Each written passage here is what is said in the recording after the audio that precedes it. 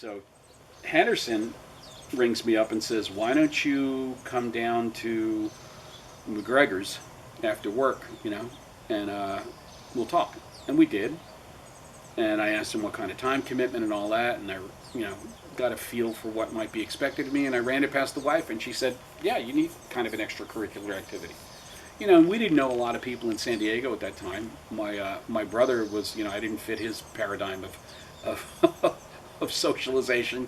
He was a loose and goosey bachelor, so he wanted nothing to do with the guy with kids and dogs and all that. So anyway, I ended up joining the board, and when I became a Friendly Son, Jim Burke was the president, and we were out on the Hornblower boat after the luncheon. We hit a swell, and I spill a beer in his lap when he's sitting in the aft portion of the boat. And he's like, "I know you're a corpsman, so that's the only reason I'm not going to throw your ass overboard." But it just endeared me to him. Under Tim McCarthy, he knew I was a lightning rod for a lot of the old guys. And although I had been told to keep my mouth shut as a member at large on the board, I think I was temperamentally incapable of it due to these deep Irish roots. And so I would ask questions and speak up. And the running sentiment was always, "We're losing membership. We can't make things happen, blah, blah, blah, blah, blah." And I listened and listened. And then during the first year, McCarthy asked me to debate Mike Neal at a board meeting about kilts. And it got to the point where Mike wasn't going to be there, and so I said, "Well, you want me to do something at the luncheon?" So he assigned Bob Mulrooney to supervise me to make sure I didn't go too far with my lampooning of the OGs. So I did this PowerPoint presentation. It was styled on Star Wars, even used the intro music, and we did the whole Kilt Wars. And it was very well received, and it began to change people's, sort of point of view on things, especially when I showed them the United States Marine Corps pipe banding kilts. That just sort of tempered out that point. And then, rest his soul, Chuck Fox, I had put his head on top of Fat Bastard from the Austin Powers series, but regrettably he was not there that day, so he missed it.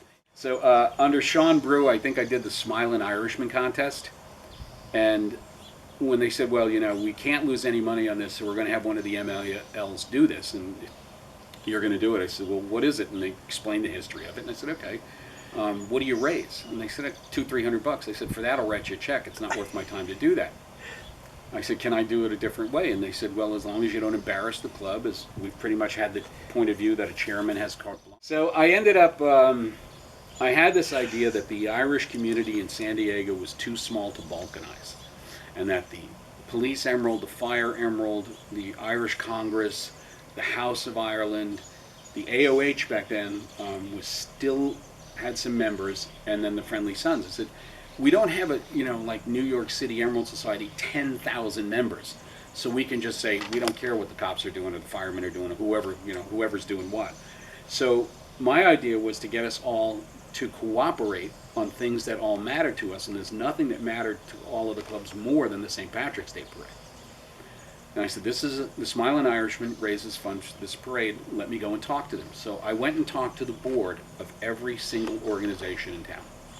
By then, it was clear the AOH was going to be a non-starter because there was just a few very elderly gentlemen left, and it wasn't going to happen. So I got them to agree to send to the Blarney Stone their champion to raise money and to slug it out for the title of Smiling Irishman. And I explained to him it's a Chicago-style election. Just about anything goes. But the whole point is that you can do this contest I created, where you sing a song and you do a toast and you answer trivia questions and this kind of stuff. And that was just to entertain the crowd while we were getting their hands in their pockets, or our hands in their pockets. So it ended up being a fun event. And we raised like 10 times what they normally would at this. And then I'm proud to say that format held, and that Irish San Diego is still involved in it. And if I had, to pat myself on the back for something around here, it would be like changing that format to get everybody involved. Because I think over the years, it's really made a difference into whether or not we actually have a St. Patrick's Day parade. I think now if someone told me last time we're the largest single fundraiser for the parade now, which is kind of a nice thing for the Friendly Sons to hang their hat on. So here's to the Sons. So Frank Gallagher, his big thing was, oh my God, we're down to just a few hundred members. We used to have the entire phone book at our dinner, you know, and Frank O'Dwyer will confirm that. And they're like, why do we not have so many people down here? And you joined the Friendly Sons, you paid them, I don't know, it was like $25, $35 back then. You paid them that amount to do what? And it was, you got nothing that said you were a Friendly Son. You got no sort of, you know, hey, here you are. I said, we need a membership packet that brings, when the people come in and they get approved for membership, they get the certificate and the name badge and the pocket patch and a chit to go buy a jacket and a cane, a blackthorn, and a hat, and you know, and they understand who we are and what our traditions are from the letters that are, you know, letter from the president and Chuck Fox's old take on the club and the modern sort of take on the club. They get a sense of what they joined and its gravitas. So we got Patrick down to the studio.